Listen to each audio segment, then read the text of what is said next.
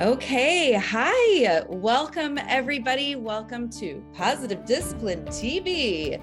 This is a monthly show created in partnership between Positive Discipline and Sproutable, designed to highlight the voices, wisdom, and diversity of positive discipline parent educators directly to the parents we serve in the communities that we love. As trainers and coaches, we know that this work is powerful and super messy. With PDTV, we're hoping to bring the practice of positive discipline to life and leave viewers feeling empowered and encouraged to carry it on inside of their own homes with their own families. I'm Casey O'Rourke. I'm a positive discipline lead trainer, coach, and the adolescent lead at Sproutable. I'm here with my co-host, Julietta Skoog, also a positive discipline trainer and the early years maven at Sproutable. Each month, we'll bring a different guest on to discuss how they are integrating positive discipline into the communities that they serve. And we, of course, are very excited about today's guest. I'll let Julietta introduce her. Yes, welcome, Aisha Pope. Aisha is a licensed clinical social worker who has worked in San Diego, California's Children's Behavioral Health System of Care for over 20 years. She currently works for San Diego Center for Children as a program director in the Foster Family Agency Stabilization and Treatment and Intensive Family Services programs, and sees individuals, couples, and families through her private practice, Roots and Wings Consulting. Aisha has been a certified positive discipline trainer since 2011 and became a lead trainer in 2021. She is one of the authors of the Positive Discipline Tools for Kids Social Emotional Learning Program, which includes a set of tool cards and a guidebook that teach positive discipline tools directly to children. In her clinical work, Aisha specializes in serving marginalized communities, including Black and Indigenous people of color, LGBTQ+ families, foster families, youth birth to 5 and their caregivers, and those who have trauma or behavioral health challenges. She is passionate about social justice and using Adlerian and positive discipline principles to support social justice work. She is also one of the founders of the Birth of Brilliance Conference, which focuses on equity and child-serving systems. Aisha loves the work she does and the families she serves, but above all, she is proud and grateful for her job as mom to 16-year-old Jaden and 8-year-old Maya, and wife of 20 years to Dawn. So welcome to our friend Aisha. Yay! Good morning. Thank you so much, Aisha, for being here. We, as you know, have been so excited to be in conversation with you, and we are just excited to share with our community here all about you. So will you tell us just about your journey in discovering positive discipline? Okay, so picture it, San Diego, 2005-ish or something like that. So I had been working in a wraparound program. I had done a little bit of work in foster care, but at this time I was working in a wraparound program. And in wraparound, we serve families who are having trouble with behavioral health challenges of their children, but also sometimes the parents are having troubles accessing supports and that sort of thing. And so I was working with these families, and I just felt like the solutions to their problems were so simple. And if they would just listen to me, things would get better. And wasn't that true for all of us? I mean, seriously, come on. right? So I would just be like, if you would just whatever, things would be fine. And I could not understand what the problem was. Then I had a baby, and something about that experience, not sure what it was, but something about that experience led me to understanding that parenting is hard. So I decided that rather than just making up all of these wonderful strategies, I should go and take a class. So a couple of friends and I went to a positive discipline class, or a Teaching Parenting the Positive Discipline Way training that was being hosted at our local children's hospital. Lois Ingber, one of my co-authors on this project, brought in Jody McVitie, and we went to this training. We did not say, we are interested in Adlerian, and so we're going to this training. We said, we want to go to a parenting class. Literally one of the best decisions I've ever made in my life. I feel so privileged that that came across my desk at the time that I was thinking about this thing. First of all, fabulous first experience with positive discipline, having Jody McVitie be my trainer. But it just spoke to me in such a way that nothing that I had ever learned up until that point had ever spoken to me. And I had this brand new baby. I was working with these families. It led me to looking at people with way more compassion and care and thoughtfulness. And we decided we were going to bring this positive discipline stuff to our community at Wraparound, and we were going to teach a class. But we were scared, right? Because teaching classes is hard. So 3 of us came together to teach a class together, our first class. And I don't know, there might have been 2 participants in this class that 3 of us were teaching together. And we taught our first class, and it was a hard sell because people thought it was a little bit mushy and a little bit permissive. It's absolutely not, we know that. But people thought it was a little bit mushy. This community that we were serving families in probation, families in child welfare, teenagers. And we came with this stuff that felt a little bit crunchy and a little bit woo-woo. And people were like, what are you talking about? And they were like, you just want us to let kids walk all over us. And I'm like, have you met me? Do I look like a person who lets kids walk all over me? Like, that's totally not a thing. That's not going to be a thing. And just over the years, the people that I work closely with have been looking at, language. How do we talk about these concepts in a way that could be heard by the people that we were talking to, the people who came from a background of trauma, the people who were, working with youth and probation, people who, parents themselves who've experienced trauma and caused trauma to their children. How do we talk to these folks in a way that these really, like I said, kind of crunchy concepts could translate to this population that had not been taught about or talked to about parenting in this way? And it just became so important to me in my work, but also important to me in my life. It's who I am as a parent. It's who I am as a leader. It's who I am as a, friend, hopefully, so that accidental decision to go take a parenting class in, 2005-ish, just changed the trajectory of my career. And I think my kids would say I'm a better parent because of it.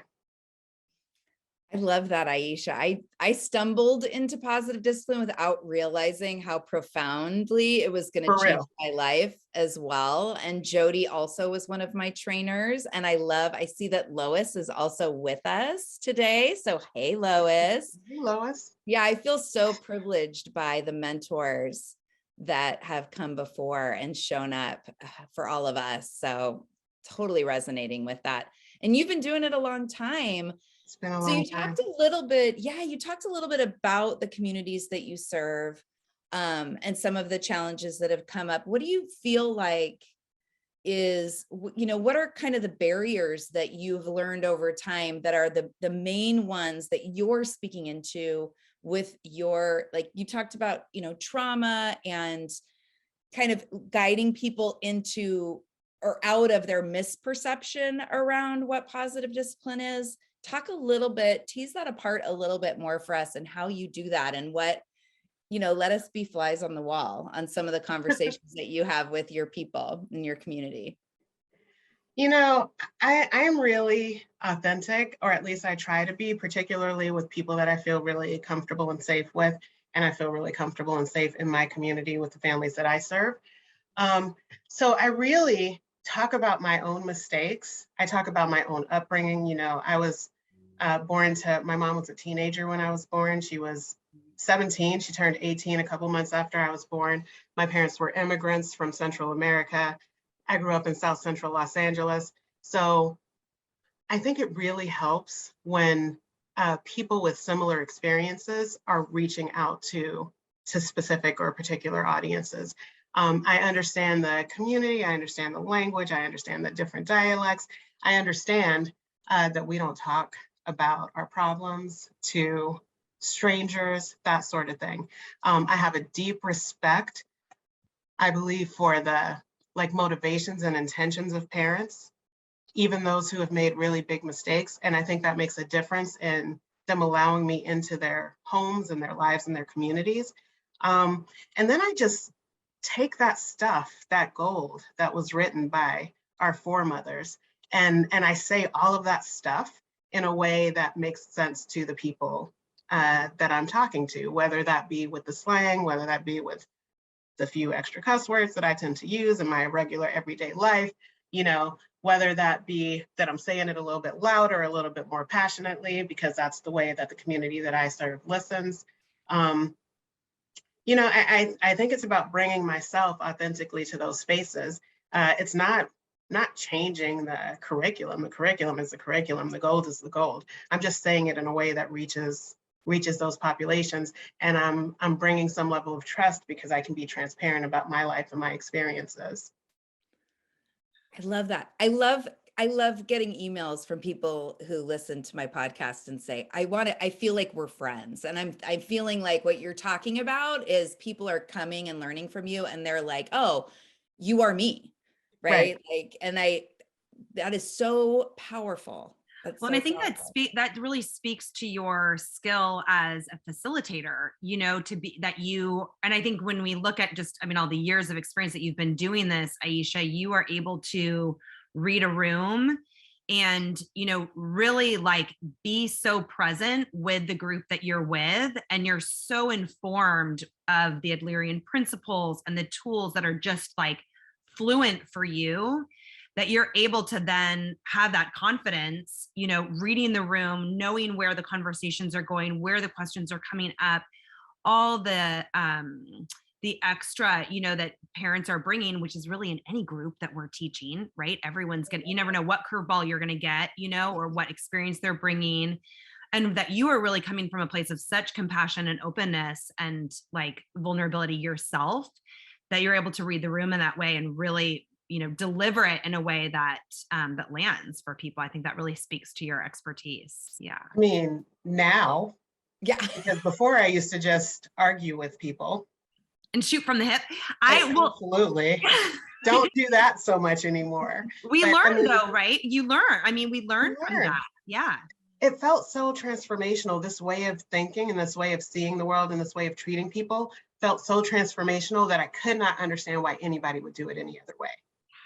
And I didn't recognize that, first of all, nobody badgered it into me. I was invited to learn it experientially and take what I wanted and leave what I didn't. But I didn't want to do that. I was working with families who were not safe. And so I wanted to badger it into them. I wanted them to do it now. I wanted them to learn it now. I wanted to help them protect their families and preserve their families right away. But I did realize over time that people don't listen as well that way. You know, people don't like being yelled at about not yelling at other people.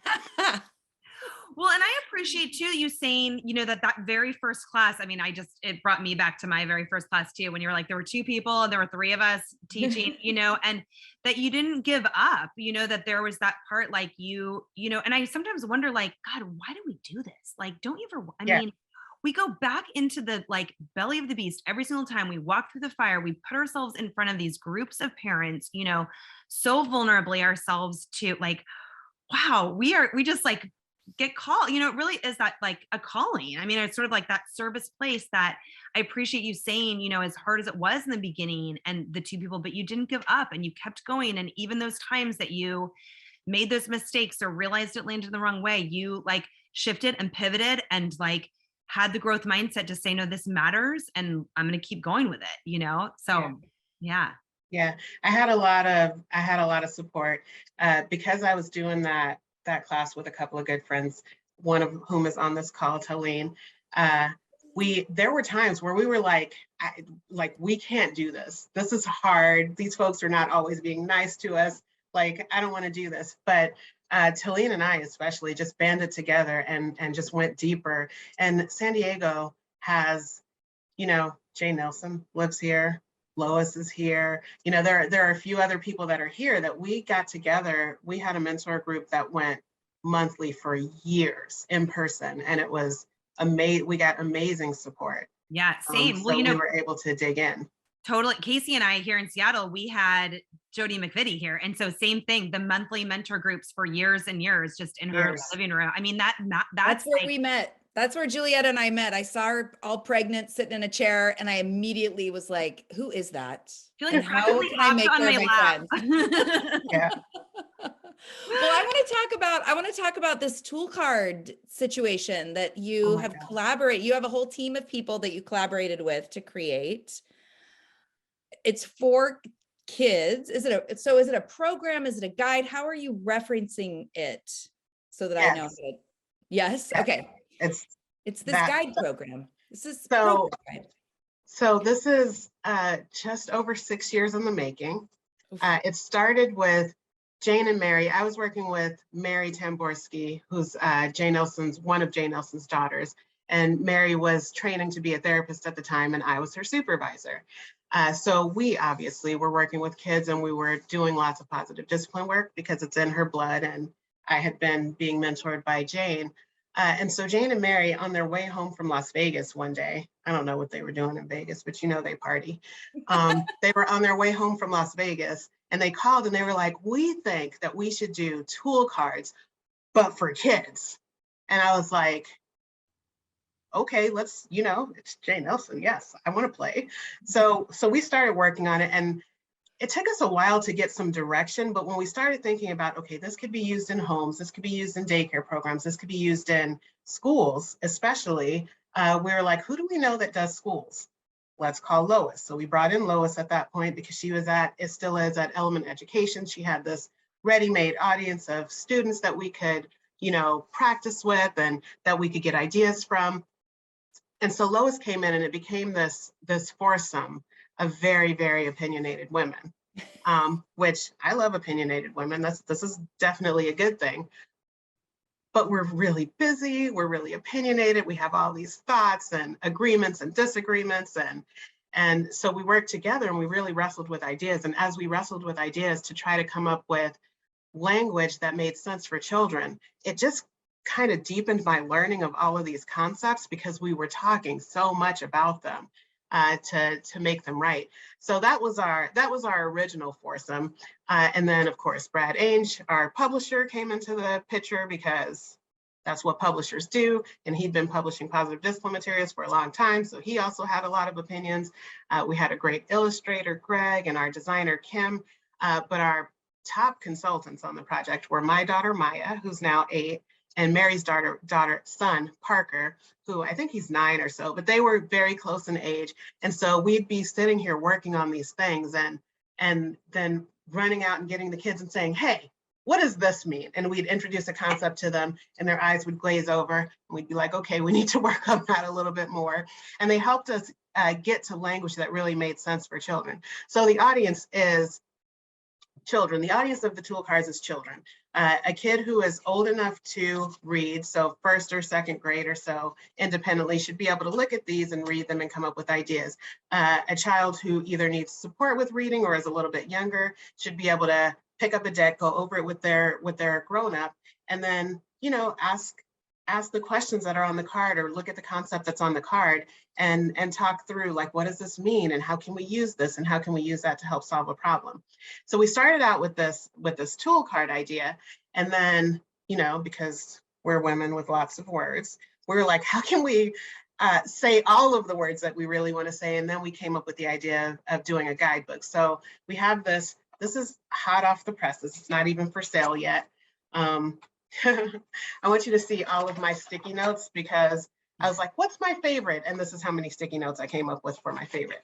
But we have this guidebook. So each tool has its own guidebook that has a whole lesson. And the way that these are laid out is we have a picture, and the pictures come with these nice little quotes or jingles, we call them, and they all rhyme and we spend a lot of time doing that. So this one says, when feeling lost, you may lack life goals to keep you on track, for example. And then we have some reflection questions that have them think about the image that they're seeing and come with some ideas. And then we have a did you know section, which gives them a little bit of information about the topic. And then we have activities that help them to dive into that topic. So some of them are just like reflections that they do out loud. Some of them are pages that they, will fill in. We have crossword puzzles and word searches and, pages to color and all kinds of really cool stuff in there. It's so brilliant. I have to say, I mean, we were introduced as a think tank group in the fall to these tool cards and guide as positive discipline trainers. So for those of you watching, we all get together at sort of like camp, and we'd share ideas and share activities with each other. And so we were all together last October, I think it was, and you presented these tool cards, and I remember just like jumping up and down in the seat, of like, finally, because for the last 20 years that I've been working in schools as a school counselor in Seattle Public Schools, like tons of kids, I usually have like 1,000 kids to my caseload as a psychologist, and then an entire school plus as a counselor. And there's no curriculum out there. I can say that confidently. There's no curriculum out there that is just like a standalone, great, I've got my whole lesson plan for the whole year as a counselor. So this, to me, like, I'm always constantly just piecemealing the different, from different curriculums, and then creating my own lesson for the year, embedded within the positive discipline principles that I'm working with teachers. And this finally is like all you need for kids. I mean, it really is for a counselor, for a teacher, to be able to just truly take one of these per week, or spread it out developmentally, per month, or even empower, kids to be doing their own little learning groups with each one and then presenting to each other. There's so much that you can do with these that I just think are just amazing. And I think what's also cool is just seeing the arc over the years. So I know it's geared to elementary, right, essentially.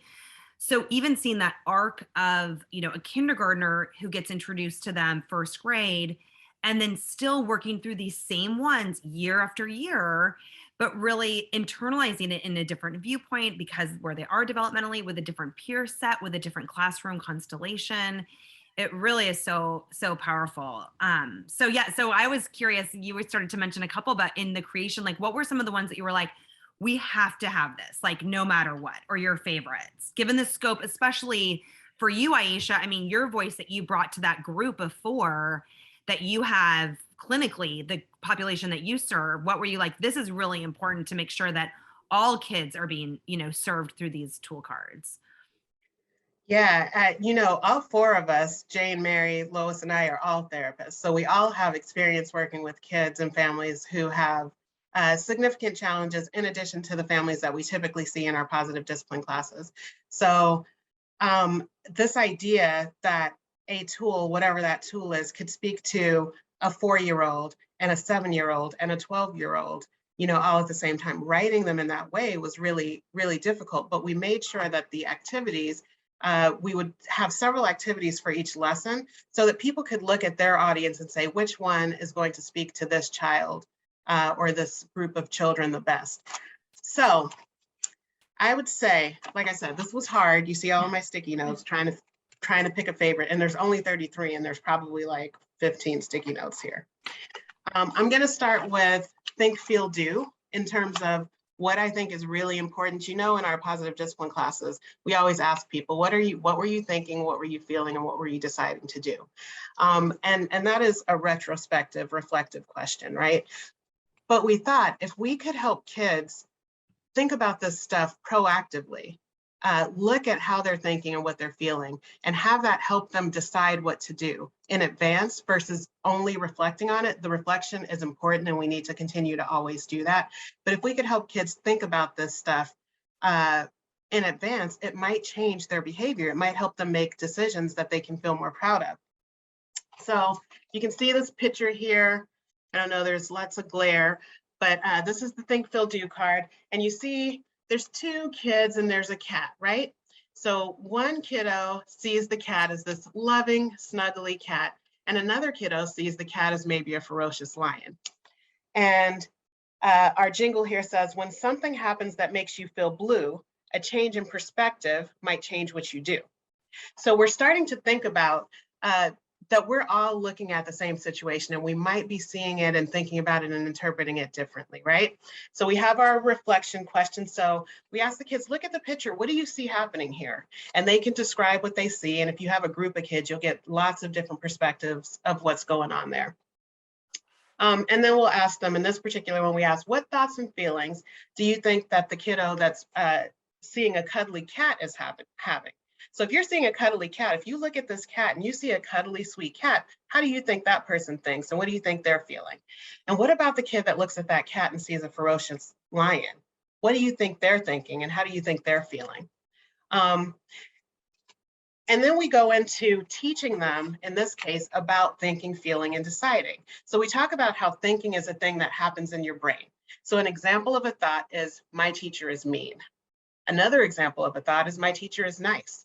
Now, let's talk about how one might feel if they think that their teacher is mean. So if we have a kid who comes into a classroom and they see a teacher and they think, that lady is really mean, how might they feel? So I'm going to ask you two, how might you feel if you think that your teacher is really mean? Yeah, I'd be scared. Defensive. You'd feel scared. You might feel scared. Yeah, defensive. Defensive. Yeah, you might be like me and be a bit rebellious, right? And so when that's how you feel, what might you decide to do? I'm gonna make sure I'm not seen. I'm gonna like avoid eye contact. I'm gonna like also be internalizing in my mind, like what can I do to be safe? I'm not gonna be focused on the curriculum or learning. Yeah. Yeah. But what if your thought was, this teacher is really helpful? How might that feel? Yeah, I'm going to be happy to be there. I'm going to feel good about myself. Yeah. Comfortable. My connection. Yeah. And if you're happy to be there, you feel good about yourself and you're comfortable, how might you behave in that class? Yeah, you're going to raise your hand, you're going to participate, you're going to have a nice big smile like our friend Casey here does. Yeah. Right. And I'm going to ask for help too. I'm going to ask, like, if I think my teacher is helpful, then I'm going to ask for help, which we know is so needed for learning. Yeah. Be more easygoing. Yeah. So then we'll go into activities. So thinking, feeling, and deciding, we talk about that in our positive discipline classes all the time. And it's sometimes a hard concept to figure out what's the difference between your thought and your feeling. When you say, what am I deciding? What does that mean? And it means what I'm deciding to do. So then we have this list of thoughts, feelings, and actions, and you put them in a bucket. Is this a thought? Is this a feeling? Or is this an action? So it helps them to understand this whole concept of thoughts, feelings versus actions. And then we run through some scenarios. If you interpreted this situation this way, how might you feel and what might you do? What if you thought about it a little bit differently? And if you thought about it a little bit differently, how might you feel and what might you do? So we're talking to kids about how do we proactively, in this particular lesson, we're talking to kids about how do you proactively assess a situation so that you can respond in a way that you can feel proud of at the end of that response, So that is, I think, one of the most foundational ones. We have one that talks about feelings. Obviously, feelings are really foundational. Being able to identify your feelings is what's going to put you in a position to be able to manage them in a way that you can feel proud of. What else in here? Oh, I have to show you because it's just flipping adorable. Oh. This is Bugs and Wishes. I don't know if anybody recognizes that little bug and wisher. Is that Maya? In case you didn't, I'll show her to you because she's on the next page as well. So our illustrator modeled it off of her. This was when we were doing bugs and wishes in her classroom. And so she's very proud of this project. That is so like she's Facebook famous now. She is. That's a print. I mean, that's like a public. Right? So mistakes obviously is also a big concept in our work, and it feels really important that we think about and talk about how do we recover from mistakes. And in our tools we do the R's in positive discipline, and they're really good, but they're a little bit complicated for younger people. So we simplify that to see it, say it, solve it. So, let's first we recognize the problem, that's the see it part. Then we say, you know, I made a mistake. This is the mistake that I made. And then we come up with a solution. So focusing on solutions, all of the same tools that we're using, deciding what you will do. This is you'll see this illustration here. There's 3 kids that are on their devices doing what kids do and 1 kid reading a book. And we talk in this lesson about autonomy and thinking about what do you want? What's your goal? And how do you want to get there? And is that the same path as everybody else? It doesn't have to be. Decide what you will do what you think is right, and focus on that, not on getting everybody else to do what you think they should do. So I love all the tools. No, I want to talk, Julietta, just wait. I'll go next. I'll remember. So love this. And I love this because I feel like as facilitators, we're always trying to land that the discipline in positive discipline is to teach, right? It's about teaching and it's about practicing over and over and over and over and coaching around this. And like you said, seeing those mistakes as opportunities to learn. And I love, because I think sometimes, you know, parents are drawn to parenting class to know what to do, how to be in response to their kids. And this is such a useful resource to also teach our kids how to be in response to the world around them in a way that's really helpful and not hurtful. It's so powerful. And there is a question, Amy, I think, asked about, are the tool cards in the guidebook written really well for, you know, a group environment, but also I'm guessing easy to use for parents as well? Absolutely. So Mary and I both, again, this was part of why it took so long, because we were trying to figure out how to write it so that it speaks to who we wanted it to speak to. As therapists working with children, Mary and I were really thinking about using these in a therapist office, and anything we can do in a therapist office in terms of worksheets, we could also do at home. And then Lois's perspective was, how do we make this general enough that we can do it in an entire class, but also specific enough that a parent could do them individually, one-on-one with a child, and that we're giving enough information that the parent can understand the concept without giving so much information that it became really boring. So absolutely, one-on-one. My daughter and I, when we were working on this, every time we finished a lesson, I would do it with her one-on-one. Mary was doing it with her kids. Lois practiced with small groups of kids and families that she had.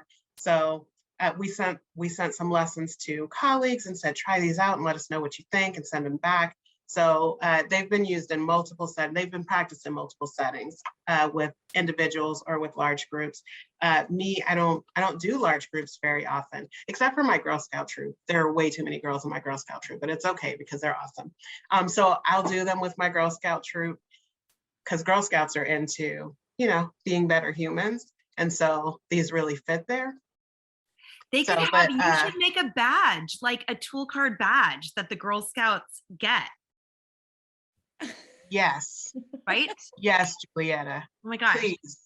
So contact Girl Scout San Diego and let's do this. I love it. So, and I just want to say too, I mean, that was where I was going, you know, is like, I had a big aha as you were sharing this, so, you know, I've got a 4-year-old, a 10-year-old, and a 13-year-old.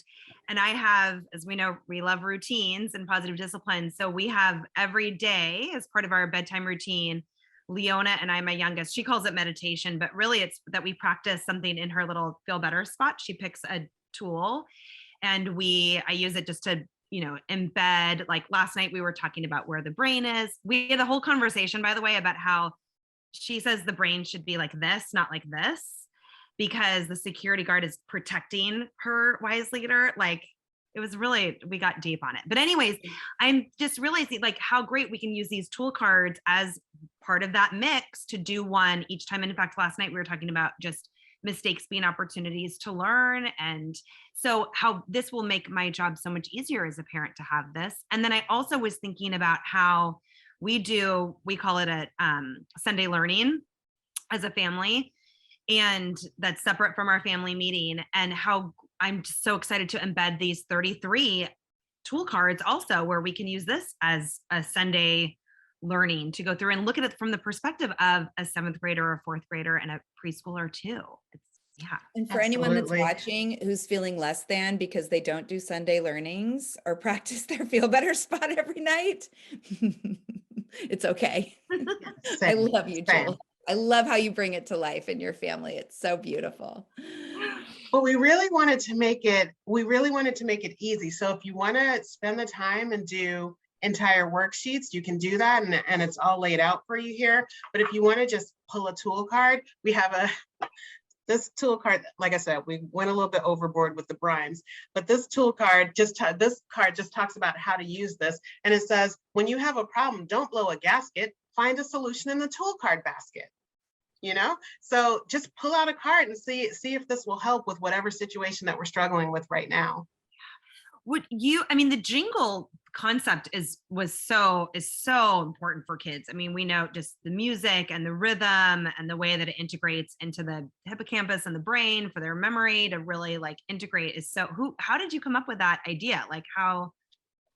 I don't remember. And I think that there was a time where just a couple of them happened to have rhymes, and we were like, well, they don't all have to have rhymes. And Jane insisted, like, this is how people listen, this is how people learn. We have to have rhymes. And I was a little bit maybe grumbly about the rhymes, but now I love them. And I love that the cadence allows for us as adults to maybe do the first half and the kids do the second half, so that it becomes rhythmic and they learn it that way. So I'm like, in a classroom, hey, if you have a problem, don't blow a gasket. And the kid's like, oh yeah, find a solution in the tool card basket.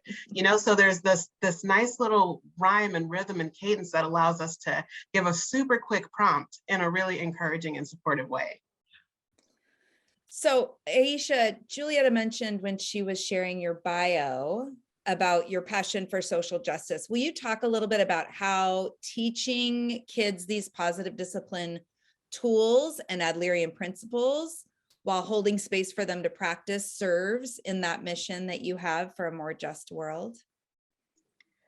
Yeah, I really believe, and this is going to sound like super, I don't know, what's the word for things that are, I don't know, maybe woo-woo or whatever. I don't know. I really believe that positive discipline is the way to world peace. I really believe that. I really believe that Adlerian tools are the way that people are going to learn to treat each other in the way that they should be treated. And so the idea, and that's everybody, right? So I have several marginalized identities, and not all of them are honored and respected and uplifted in the world right now. And that's painful, that's hard. And we have kids who are in our schools today and in our communities today who are struggling with connection, who are struggling to be seen as whole entire humans. And Adler had his own marginalized identities, and he really talked about and thought about and centered the idea of dignity and respect for all people. And so I feel like he was telling us, he was like the original social justice warrior. He was telling us, like, this is how we're supposed to live life. This is how we're supposed to treat people, all people. Children are people, women are people, Black people are people, Jewish people are people.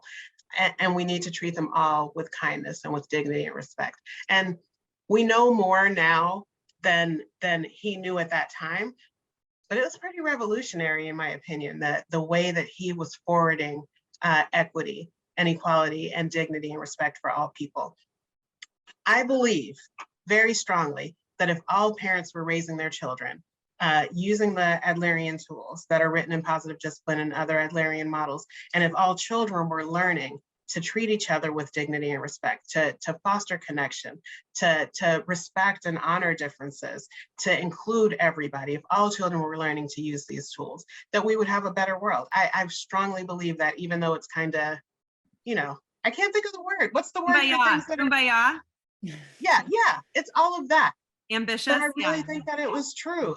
If all of our kids were doing this in all of our schools, if everybody went and sat next to the kid that didn't have a friend, if everybody shared their lunch with the kid that couldn't afford lunch, if everybody said, wow, that person is wearing a hijab and looks like they have a different way of life than I do, let me be curious about that versus let me be afraid of that.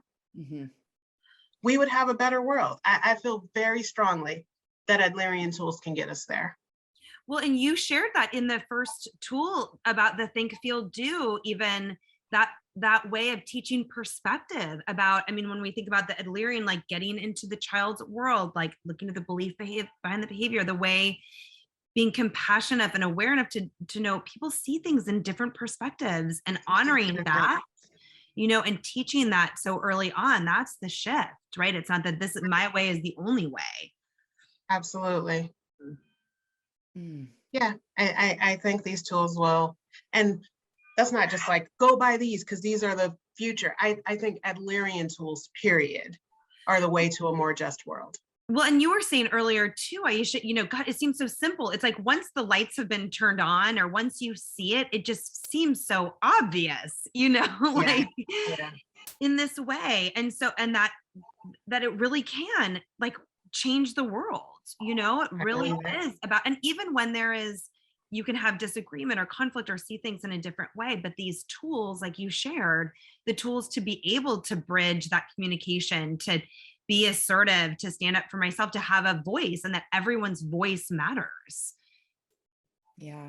And I'm thinking right now, you know, about the parents who come into our classes, and this is new, this way of being with our kids is new. And I don't know about you all or the people that are trainers that are watching, but there is that moment, you know, week 3-ish where they're like, oh, I can be using this with my partner and out in the world, and they're making those connections, and then bringing in these tool cards and really actively teaching their kids. I also can see, you know, that the grown-ups too are starting, hopefully, to connect dots between, oh, this isn't just how I want to be with my kids.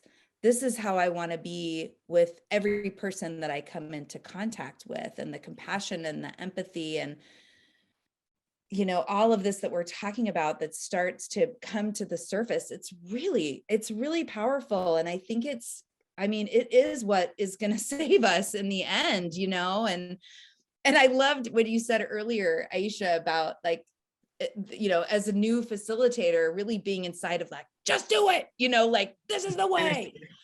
Because I get into week 1, I've got a 6-week class that's going to start in a couple of weeks. And I always have that energy week 1, like, oh, I just want to give them everything right now. I have to remind myself and the group, this is a 6-week process, and we're going to be teasing it apart because, you know, it is so powerful. So someone in the chat wants to ask a question. Can I, Yep. You want to hear it? Okay. Yeah. Carrie, unmute yourself and ask a question. Hi. Hi, I'm so embarrassed. I'm over here washing dishes. I'm like a mess back here. Don't be embarrassed. But Thanks for being here. thank you for this conversation. I'm very new to positive discipline, but I've been listening to Casey's podcast and the Sproutable information, and I'm just so intrigued and just wanting to throw myself into all of this for my family. But what I'm thinking of is when Aisha, you said that this could change the world. I thought about my child's school. She's in the 1st grade, and it's like very punishment reward. It's a punishment reward system. They're making the kids run when they're not paying attention. I was just thinking, if this is the solution, like, is this school damaging my child for life?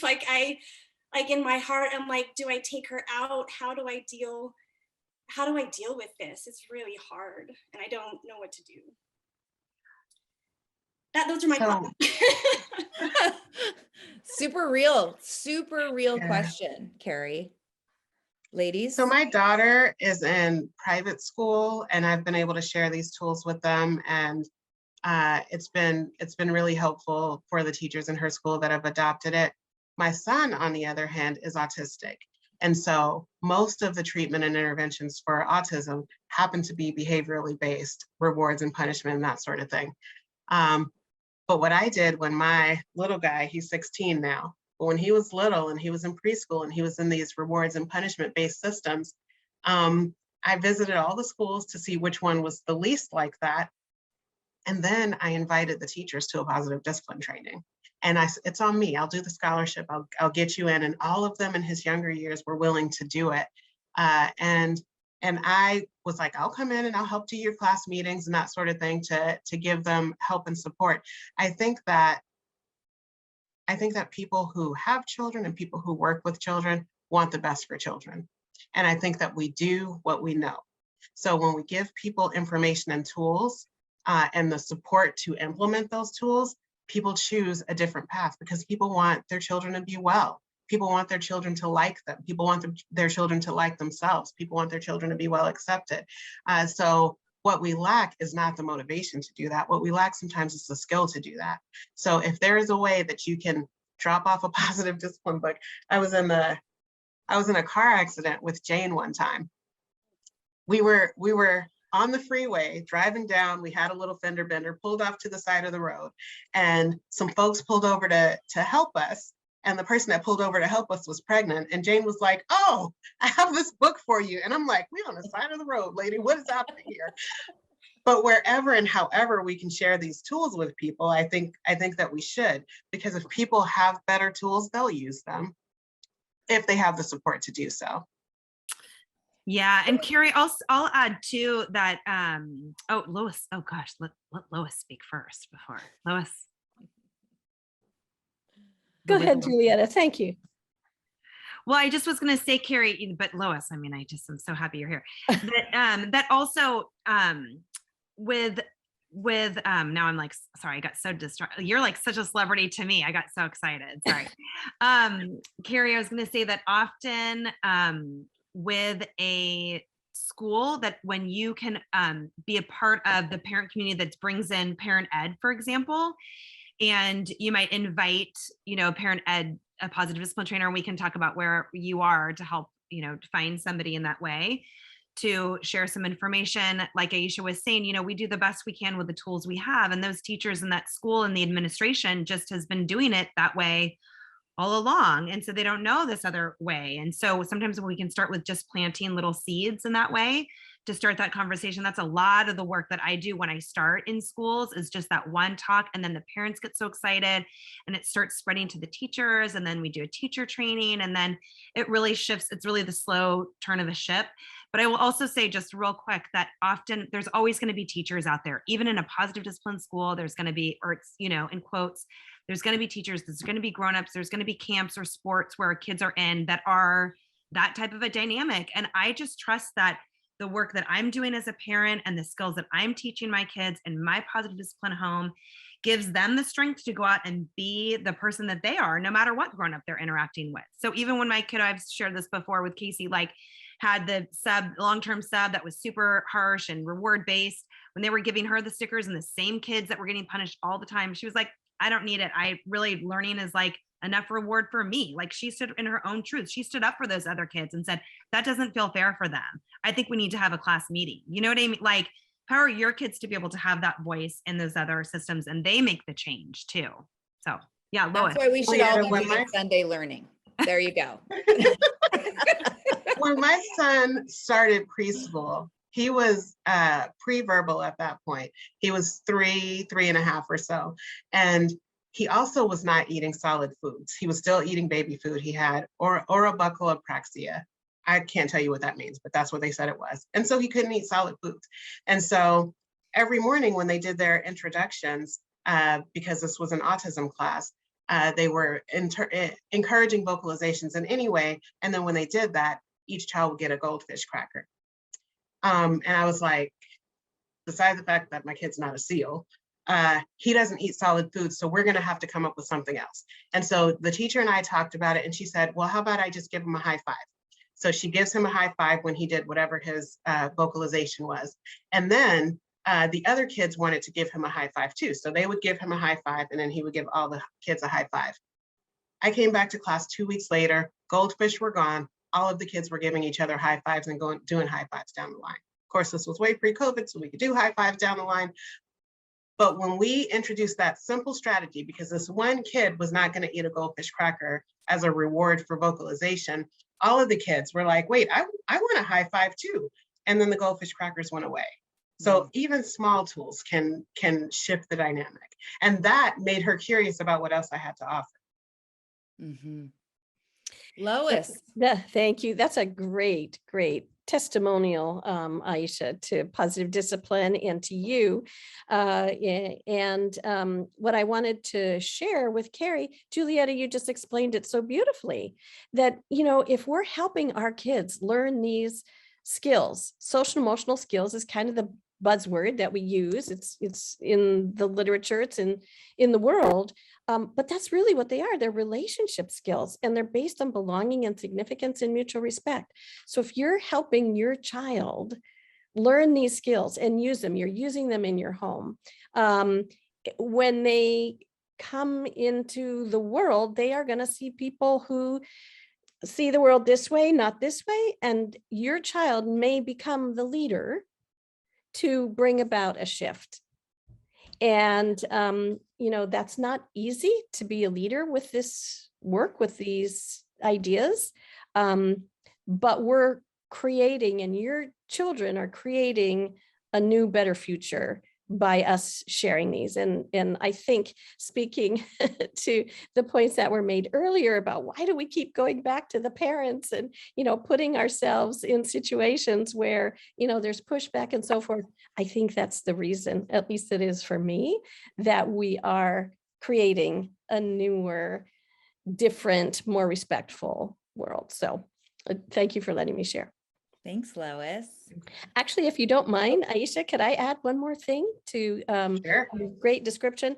There are so many social emotional learning programs out there. There's Second Step. There's, just all kinds of stuff. What for me is different about ours is this card. We actually have a card for belonging and significance, and talking about the importance of that's the basis of Adlerian theory, and all the tools go into creating belonging and significance and teaching that concept. So that might be my favorite. It's not really an activity, it's just an informational card. It is an informational card, but that's what connects all this together. So it's been an honor and privilege to be part of this process. And I see Jane has joined us. Yes. Sorry to be so late. It's okay. We're always glad when you're here. I want to share a quick story, and this is for Carrie, but this is for everyone, because especially those of you that are facilitators. I was teaching a class, it was a big class in small town America, in this little rural community. And I had a dad raise his hand, a little bit surly. And he said, we were talking about creating solutions, finding a win-win. He's like, when my kid's in front of a judge, the judge isn't going to say, how are you feeling? And how do you think you can solve this problem? Right. And I was a newer facilitator, so I was getting a little bit hot and tingly on the inside, a little fearful of this big guy. But I said, I think really the goal here is raising your kids this way is going to up the likelihood that they aren't going to be standing in front of a judge. That part. And That part so right and so thinking about your question, Carrie, and really like something that Lois said too, our kids are out in the world interacting with all sorts of systems. And I really believe that this way of being, this way of parenting really offers them a foundation for navigating it all. And my kids too went to a school that was heavy punishment and reward. And we would talk about things that we were solving at home. And there was a particular period of time where my son was really trying out swear words. And so I was saying like, okay, so I'm hearing this at home and we kind of work it out. We're a little bit loose on that in our house. But what happens when you say that word on the playground? And he was like, oh, it's straight to the office. I was like, yeah, it is, and he said, and what will you do? I was like, well, I'll, if they call me, I'll come in and I'll stand next to you and I'll listen and, it'll be fine. But this is the system of your school. So if you're not interested in that, check yourself on the playground, buddy. So yeah, that's my stories. Well, Jean, we are so happy to see you. Thank you for being here. We've been, Thank you. I hope you've heard us just raving all hour. I'm going to watch the recording too. I'm so glad you record. Yeah, well, thank you for being here. We are just about to wrap up, but I do just want to ask, and I know, Jean, we talked about this when you were so generous to be our first guest a couple of months ago, but I look at you, Aisha, I see like your bio, just all that you've done, it's so embedded, like you said, it's in the fabric of who you are. You're a mother, you're a social worker, all that you do as a leader within the positive discipline community, as a lead trainer and a board member, and now author. I mean, you just are, I'm like, how do you do it all? Like, what energizes you?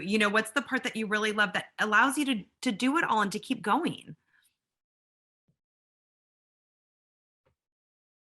Watching people feel better. That energizes me. When I can work with a family, when I can work with a group of people and have them feel like life can be better than it has been, that they can do different than it has been, that energizes me. When I get a group of Girl Scouts together and they are nicer to each other by the end of the meeting than they were at the beginning of the meeting. When I work, foster care is my bread and butter, it's my passion. When parents who have lost their children to the system get them back because they've learned new things, because they know how to treat them with dignity and respect, and they know how to keep them safe now, that energizes me. When a kid who's been in the system forever gets adopted because the kid has learned the skills and a family has learned the skills needed to help keep this kid regulated and safe, that energizes me. So I am a superiority top card for those people who know what that means, and making change, helping people be the best version of themselves. That's what energizes me. Aisha, where can people find you and follow your work and the offer that you are in the world? All of the places. So I'm at San Diego Center for Children. I also have a private practice, Roots and Wings Consulting. And we do parenting, and we work with classrooms, and I do therapy and that sort of thing. Beautiful. Thank you. Julietta, and we're going to make sure everyone that we'll put links to find Aisha in the follow-up email and with the video that gets posted. Also, Jules, did you have anything before we wrap up that you wanted to share? No, just thank you so much to Aisha for your generosity and wisdom. I feel energized and inspired, honestly, to keep going with the work that I'm doing, just in hearing you talk about Adlerian principles and positive discipline, and the way that it really is the driving force behind social justice and change for kids, and to keep kids safe and happy and to bring peace to the world. I'm on it. I'm like, yeah. And I'm just, excited. Thank you, Carrie, for your thoughtful question. Also, I really appreciate everybody showing up, and I know you'll share more about our Sproutable offerings as well, and what we got going on next month, Casey. Yes. Thank you, Aisha. We adore you. So good to spend time with you this morning. And everybody who's here watching the replay, Julietta and I both are loving holding space for this each month. Thank you to Positive Discipline, their partnership with this project. Remember that you can find the tool cards for kids program over at positivediscipline.com. The link has been dropped in the chat a few times. And if you want to know more about what Julietta and I are offering parents, go to our website, besproutable.com. We have courses for parents of littles all the way through the teen years, nannies, preschool teachers, parent educators.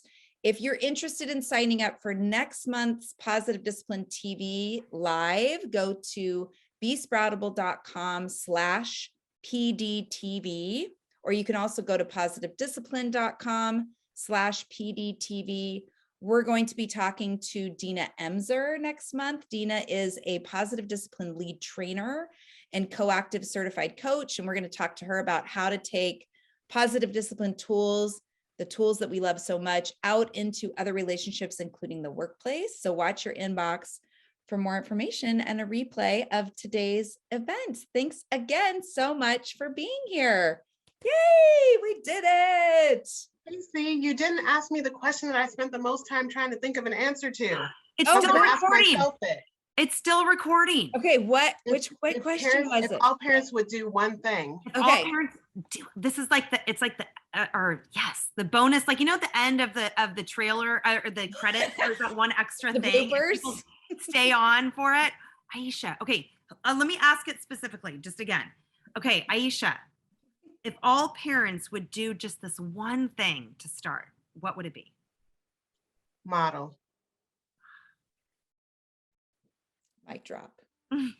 Yes. Be the person you want your kids to become. Love it. Thanks, Aisha. Thanks, Julietta. Thanks, Jane and Lois and everybody that's watching. So good to see you. We'll see you all next month. Mwah.